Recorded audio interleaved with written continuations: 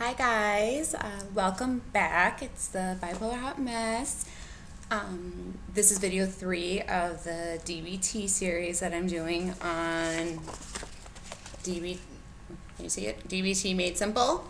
I've been following this book, trying to teach myself a little bit about DBT, trying to give you guys an overview of DBT, and I'm also trying to teach someone else DBT through using this book, since this book is made for therapists.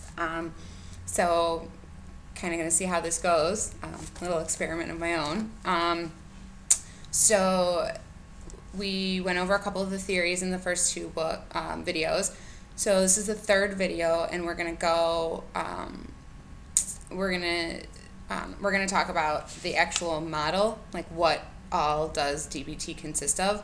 And I want to again remind you that I am not a doctor, a psychiatrist, therapist, psychologist, nothing. I'm not licensed in anything.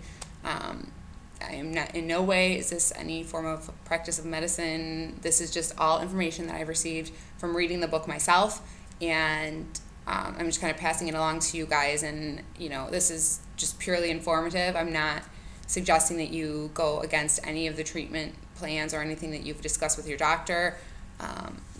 Continue following your doctor's advice. This is just, purely informational in nature. Just wanted to clear that up. So back to the DBT model. It's made up of 4 parts. You can use it either in all 4 parts if you want like a really intensive, fully rounded experience with DBT. It ensures the best results, obviously, if you use all the parts. But actually, if you're not a therapist, there's only 3 parts that you would use. The 4th part is specifically for therapists. It's called the consultation team. So it's made up of all the doctors and stuff of the group. So there's only 3 parts for you or for the consumer that you would be. And when I say consumer, that's the term that NAMI uses. When they refer to a patient or someone who has, a mental illness, they use the term consumer as opposed to doctor and whatnot. So if I use the term consumer, that's what I'm referring to instead of saying patient. Sometimes, I don't always want to be called a patient. Sometimes I use the word consumer just because, it's different. It doesn't sound as, to me, it doesn't sound as bad or like I'm like dying or something, it's just consumer sounds nicer. But anyway, back to the 4 parts. You don't need all 4 parts. It's just recommended, 3 parts on your guys, in your case. But, if you have all 4 parts, you get the best, or 3 parts, you get the best results. But it can be done in using 1 or 2 of the methods.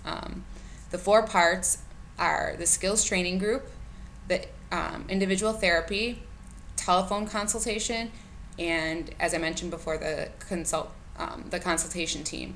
And the consultation team is again something that the therapist uses. So the patient, consumer, you would not be part of the consultation team. So that's one less thing for you to worry about. But yeah, I know. It sounds like there's so many teams, therapists, groups, and how can one person really handle all of that? And how expensive can this be, to have all those different parts? But that's why DBT can be done, and they say it can be done effectively without all of those components. But yeah, so let's go into the 4 different parts. The first part, the skills training group, that actually is also divided into 4 little parts. They just break it down into, there's 4 different skills. So in the skills training group, they break it down into 4 parts into each skill. And so those skills are the core mindfulness skill, the interpersonal effectiveness skills, emotional regulation. I feel like I can't talk right today. Emotion regulation skills, and distress tolerance skills. Core mindfulness skills are used to increase the self-awareness and help you become aware of your thoughts, emotions, any urges you have, and learn how to manage them more effectively so that you're not acting out on them as much. you learn how to tolerate your thoughts and emotions and urges that you can't do anything about. So you learn how to let them just sit with you, because you can't control. There's nothing you can do about them. So you can't fix them. You just learn how to become comfortable with them. How to accept the internal experiences, and learn that they don't have to be acted on, and you can acknowledge that the experience was there or the feeling was there, but it's soon going to go away, and it's not going to stay there forever. So that's that. That's the core mindfulness skills. The interpersonal effectiveness skills, those help reduce the interpersonal chaos often present in your life. And basically it's just all about being more assertive.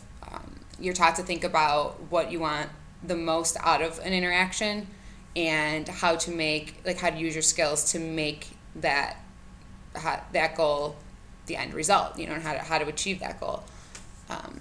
The emotional regulation skills you're basically taught all about your emotions and why you need them, why you don't want to get rid of them. I mean, you don't want to completely get rid of all of your emotions. I mean, we'd all be walking around like zombies if we did that. And that's not the objective here. We don't want to get rid of them, even though they can be painful and overwhelming at times. You don't want to completely rid yourself of emotions. So you learn the connection between your thoughts, your feelings, and behaviors, and then how changing one of those, just one of those things, can impact the others. They emphasize self-validation and other skills to help you manage your emotions more effectively. And then the last one, distress tolerance skills. Those are also referred to as crisis survival skills. So the goal of these skills is to help you survive a crisis. Basically, like, they want to help you so that you're not making the crisis, whatever it is, without making it worse by you acting out and doing things like a suicide attempt or self-harm or substance abuse and whatnot. Those skills will help soothe and distract you from the problem instead of dwelling on it, and then letting all of the the thoughts and ruminations and stuff about acting on those urges to either self-harm or whatever. They try to soothe you so that you're distracted from those thoughts, and you won't end up self-harming. And I use self-harm just as an example. It's not exclusive self-harm. I'm talking about all the behaviors like self-harm, suicide attempts, substance abuse, purging, things like that. I mean, it's not, self-harm is not just the one thing. It's the one example I just, throw out there. When you do your distress tolerance skills, they usually do this in a group setting, because you learn from the other group members and their experiences also. And then since they're interpersonal, you can interact with each other within the group, and then practice your skills with the other people in the group and learn from that. And then you have the group therapist who's there, and that the therapist can help guide you through, you and whoever you're having the interpersonal interaction with. They will guide you through the skills and working through it, and then the group gets to see it, and then you also learn from it because you're in the interaction itself, and then everybody else around you benefits by seeing it as well. And when I was in the hospital the first time, I was released into an outpatient, they called it a partial hospitalization program, and this was basically what we did there. Every morning, the whole morning consisted of us just in one big room, and we were encouraged to contact each other outside of group. We were encouraged to interact with each other outside of group, and then when we would have issues or problems and things would arise, we would come back the next morning, and we would work together, either with that person and with the whole group around us and all of the group therapists, and we would all work through the issue together and learn, basically just learn from each other and learn from just doing it yourself. And it was really helpful because you were actually living the experiences yourself, and you were able to then personally have like the firsthand experience, and have someone watching you do it, so that it's helpful to have an outsider looking into the problem, because then they're able to see both sides of it, both sides, and be able to give you feedback objectively. And then with the therapists in the room, they are also able to tell you how you're, if you're performing the skills, to the way they're supposed to be performed, or if you're not performing them properly. So you kind of get the best of both. And to me, it was very helpful. I found it a very helpful experience. Going back to the other three components, they also want you to, in addition to having all the skills training group with all, with those 4 different skills, individual therapy, one-on-one with your, psychiatrist or whoever. They recommend you do it once a week to kind of go over the skills that you learned in the group, and then help you, and just discuss how those skills, like how you've applied them, how they've helped you, and et cetera. Just, so it's more of a one-on-one thing than in front of the whole group. Sometimes people are more open when you're in a one-on-one session, so, it's sometimes that's a lot more helpful than a group setting, but they recommend, once a week to do an individual therapy session. Telephone consultation, that is the next one. That one's it's just a brief interaction where you're identifying the skills that's going to be most helpful in a certain situation that you're facing and how to act effectively. So I kind of thought of it as like a phone a friend type of thing. So like when you're in crisis and you don't know what to do, like normally you pick up the phone and you call like your friend, like your best friend, or you call like your parents, or you call someone. There's someone that you call when you're in a crisis and you're like, oh my God, I don't know what to do. What do I do? Well, that's what I view this telephone consultation as. You're in this crisis and you're like, oh my God, I don't know what to do. You pick up the phone and you call them, and they're the ones who are going to help you decide and determine which skills are going to help you get through this situation as the situation's going on. I mean, you're in the moment. So, it's not something like 4 days after the event happens, then you call them and say, okay, well, what should I have done? This is a more of a proactive, like, hey, this is happening right now. How do I deal with this? So that's the phone a friend.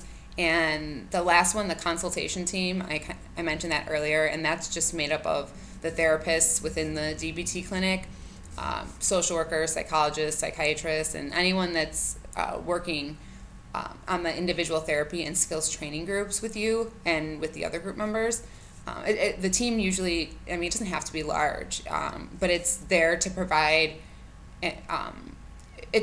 support for the therapists themselves, and and to help them continue to develop their skills, because they, when practicing DBT, you're encouraged as a therapist, they say in the book, because again, the book is made for therapists who are trying to introduce DBT into their practice.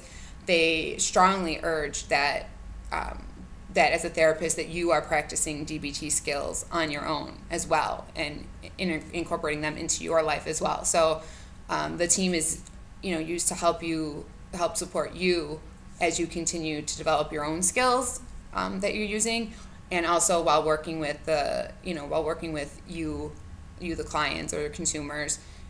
And they're available to discuss the different cases, because if you're in a group setting, there's several people in there, so they're there to discuss all the different the people's cases, and discuss everyone together and see who's excelling, who needs help with certain things, whatever, but they're there. That's like their thing. When you begin a new therapy, I know everyone always wants to know, okay, well, how long before I'm going to see results? That's what you think when you get prescribed medicine. How fast is this going to work? How long do I have to wait before I feel like I'm normal again, or as normal? What's the definition of normal? But it's usually good to have a time frame to kind of see how long does it take for these things to be effective. According to the book, they say, well, for borderline personality disorder, they said 1 year of DBT treatment, I believe, was, they said 1 year. was for borderline personality disorder. 1 year of DBT treatment was successful in reducing self-harm, overdosing, and hospitalization rates.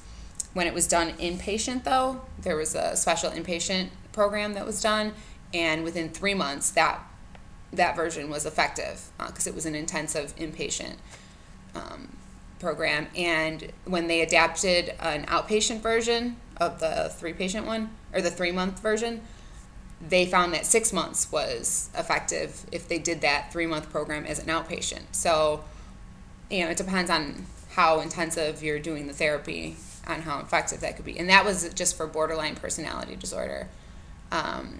Now, these other examples, it didn't say how long it took for any of the DBT results to show, or the effectiveness of it. But the study showed that it was effective for behaviors associated with Axis 1 disorders, like substance use, bulimia, binge eating disorder, depression, and anxiety.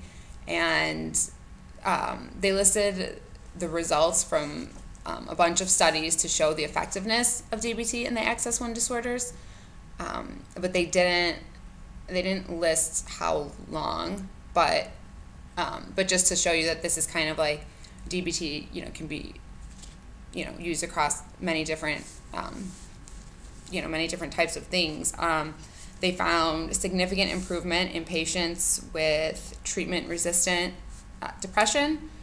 It was helpful in treatment of bipolar disorder in both adolescents and adults. There were feasible and promising in improving the behaviors of adolescents with oppositional defiant disorder. DBT enhanced habit reversal treatment was promising for trichotillomania. I don't know how to say that, but it's where you're constantly pulling out your hair.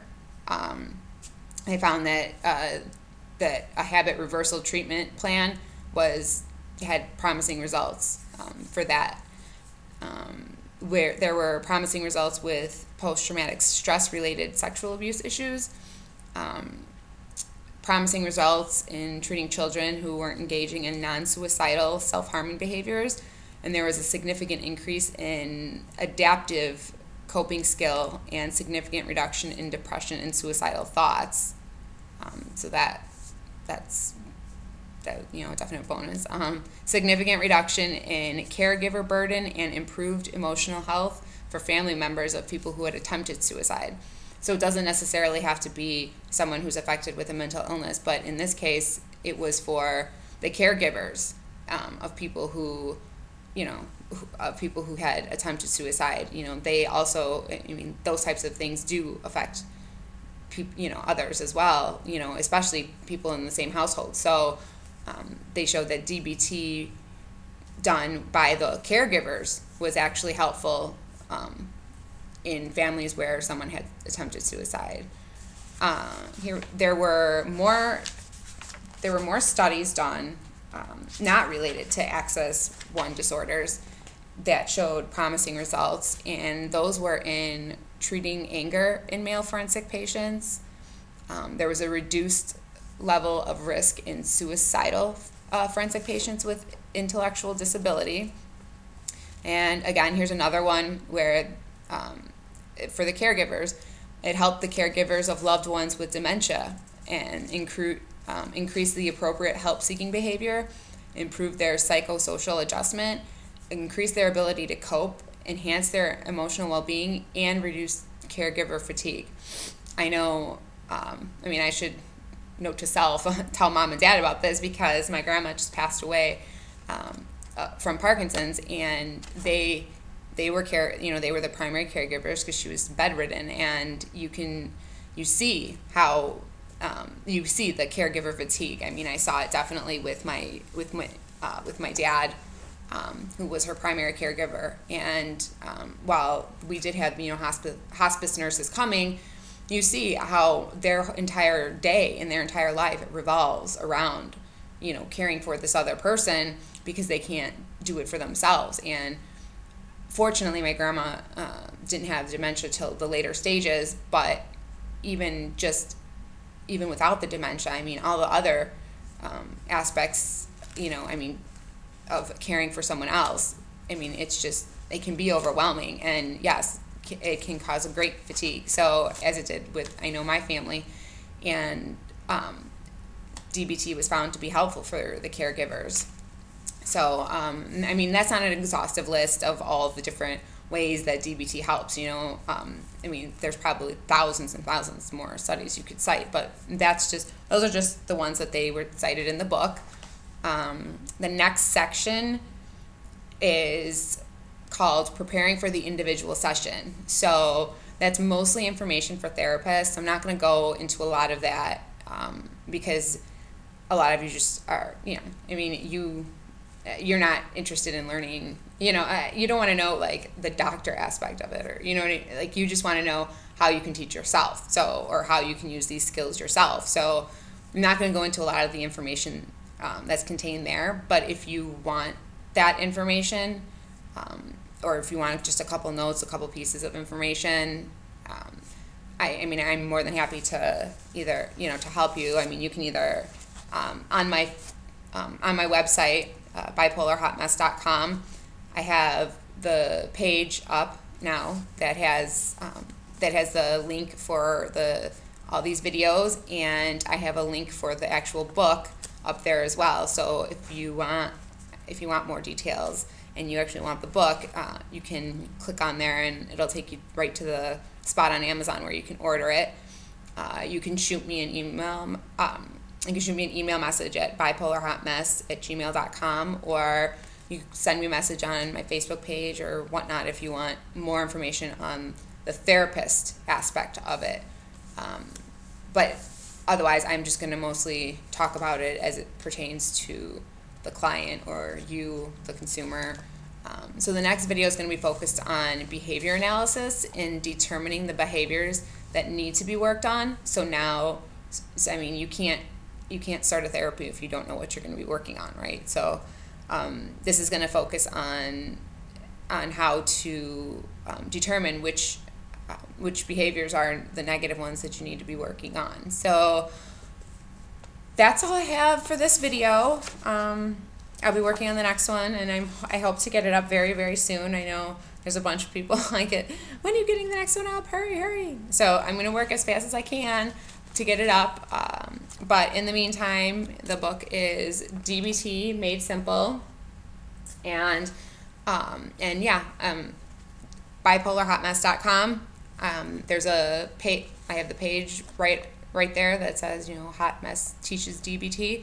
Click on that, and there's a link for the book, and there's the links for the previous two videos. And if you have any questions, comments, anything, feel free to comment on either the YouTube video itself or comment on the Facebook page. Wherever you can comment is fine, because I would love to know how I can make these videos either more helpful or better for you guys, or whatever I can do to make this easier on you guys. So that's all I have, and so bye for now. And I have a little smiley face in my notes, so I hope I'm smiling enough. And I'm going to work on getting a song. I need a song for my little introduction, because I need music in my life all the time. So I need to come up with the little intro song. So I'll be working on that too. All right. Well, I will see you next time.